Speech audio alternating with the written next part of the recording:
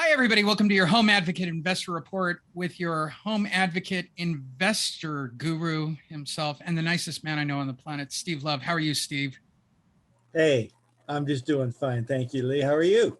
Fantastic. Fantastic. End of another long day of talking to the advocates about different things in the market. It's a chance for me to actually branch out and use some of those topics. For those of you that are investors that have information that want to work with pre-foreclosure property, click the link down below. We'll get you with Steve. We'll get you with the best RIA. You get training specialized out of me. All you got to do is sign up with Steve Love with his RIA, wherever you are in the country. I'm happy to help you, and I'm happy to help his team. So here's my question, Steve. When you're assessing a property, my father always told me as an investor, there's no such thing as a bad property, just a bad price, which is a very sound, logical direction on any property. But I don't know if that's a thing right now. I mean, let's start with that.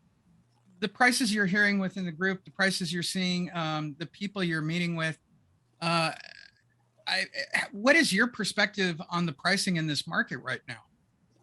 Well, I kind of agree with your father, although one thing that I kind of wouldn't agree with, I mean, sure, at some price, all the way down to zero, any property has value, but if it's in a really, really bad area, um, either crime-ridden or on a nuclear waste site or something like that, I still might not want it.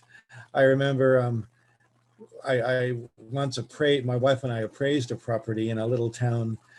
Oh gosh, what was the name of it? It was between here and Santa Barbara, where there had been a big landslide, and the landslide had knocked out several houses, and the value of those property was literally negative, because you have to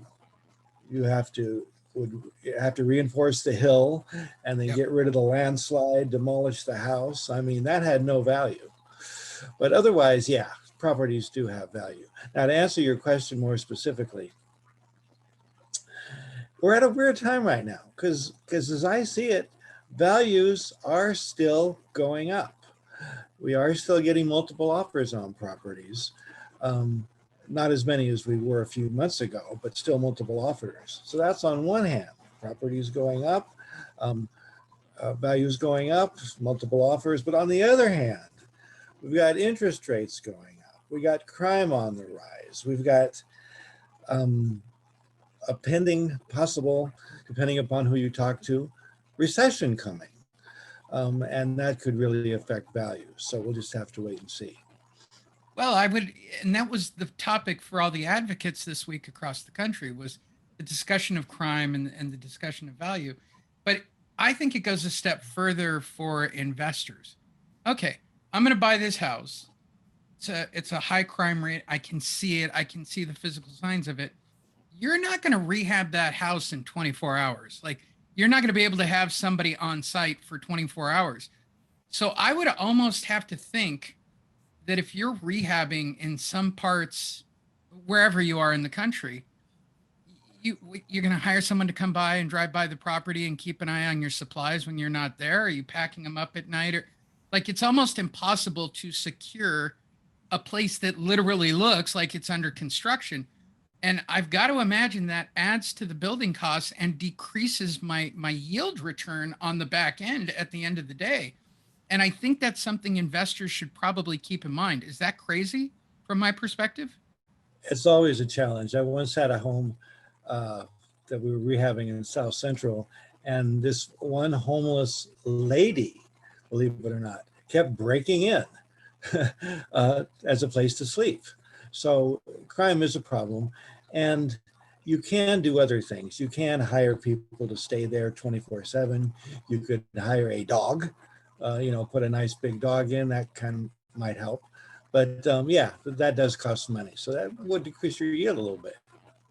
Well, I would think that if I was coaching a class on today and in one of those, I go, you would have to factor that into your final return to make sure that you get there. I mean, it's happened to me. It's happened to my bank.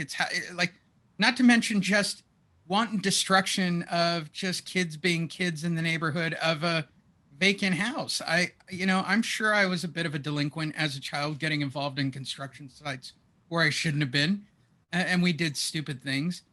These are all very real. And what I've noticed, especially out of, I'll use the word correctly for any of you watching, beginner, not novice, beginner investors. You in your mind know the hard cost. You had somebody price it out, but you didn't add the appropriate perspectives to it, especially based on the location and the market. Is this discussed? Do the more experienced people in this business actually factor for these things? I haven't really heard of it that much. And the reason is, let's face it, here in Southern California and even in Las Vegas, housing can be so short. I mean, we really need housing that most investors, they don't care. They want the house. Yeah. Yeah, I I mean, guess I guess that's really the point. I mean, it really is coming down to, if I get a house, I'm putting paint on it and I'm turning it right back around and I'm putting it out the front door. The old paint the roof and let's move forward and be done with it and get the next cash offer in. I just think And of course, if you're holding it, you want to make sure your tenant gets renter's insurance, and yeah, you make him or her responsible for as much as you can. absolutely. I would completely agree with that. And I think it puts it, especially with the way investors are buying right now, based on the area and the location, you might want to do a little more due diligence than, oh, I've got an opportunity to buy this all cash. Take a breath here. I mean, if you're talking, especially in Las Vegas, let's say that you are east of the strip in some very questionable area. Take a breath here. You might want to do a little more. And I'm not saying you need a lot of due diligence in this market if you can find a house at a reasonable price. I'm just saying some due diligence. And what I see out of investors is they're just throwing paper at the wall to see what sticks. And I can understand that strategy in this market, but I imagine there are people who've gotten burned in this scenario too, quite a bit. Well, unfortunately, you can't turn on the news and not, hear about some big crime going on or some nut going off. And in Vegas, a couple of years ago, we had that guy shooting at a music festival from the 30th floor. Absolutely. I was actually supposed to be at that festival. Oh gosh, I'm glad you weren't, Lee.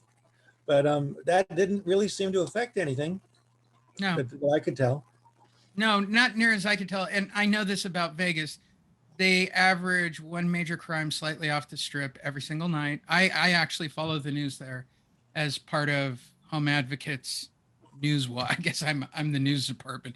But they have a major crime once a night, either on the east side or the west side of the strip, pretty consistently, almost every single day. And it's a very common occurrence. It doesn't. Prices are so radically out of control, even in a town like Vegas, that people are just happy to find something affordable. I mean, yes, I cannot dispute buying a 3,000 square foot track house for, $400,000 or $500,000 in Vegas, where here it would cost me $2 million and change, depending on the area. Well, like even here in LA, South Central, which doesn't have the best reputation, you're seeing a lot of homes now over $1 million in questionable neighborhoods. So come on. I was just having this conversation with our advocate in the Inland Empire. She goes, "Oh no, Moreno Valley has $1 million houses." I go, "Is that a thing?" Like that's you're blowing my mind at that moment. Who would want to live in Moreno Valley at $1 million, then commute all the way to LA to go make their money, to drive all the way back? This is a very upside down market. I think the message to investors is just be careful, do a little due diligence here, be aware of your area, be aware of your numbers. You might want to factor in for crime and loss, get your insurance on your property quickly if you are going to buy and hold it. I mean, get involved as quickly as you can. Is there anything you could think of adding out there for the investors? It's still pretty tough as an investor. Now, I have heard of a couple of people saying, well, I'm going to wait it out. Maybe in a recession, I'll be able to get a lot better deals. And then there's the guys that are doing tons and tons of marketing. We both know people that spend 10, 20, 30 grand a month on sending out millions of letters. Does that work? Yeah, I guess it works for them because they know what they're doing. I certainly wouldn't advise it to any newbies. But you can get deals. You just have to kiss a lot of frogs still. Or you might want to wait around, or you might want to do, some of the stuff we do and just deal with folks that have had trouble for whatever reason making payments, or maybe they had a death in the family, so they're in probate or whatever. These folks have to sell. So if we deal with those folks, we can help them. And that's what we're trying to do, trying to help them. And in the long run, it'll all come back to us. Or you could join Steve's RIA and be on the approved list with me so that when a property becomes available and needs an investor, we can consider you, much like our friend Miles and his son Alex. We're happy to do it. As long as I know they're in good hands and I know that they're taken care of, I am happy to use my complete arsenal to make sure that these things all stay in the family where I know people are getting taken care of. Contact Steve Love directly. The information's down below, or call 833-969-4673. That's 833 Wow Hope, or just type in the words home advocate. It's very simple. Scroll down, you can find Steve's info. There's a nice fill out form at the top as well. We're happy to talk to you and we're happy to help you. And we would love for you to join Steve's RIA, and I would be happy to educate you. We will see you guys all next week.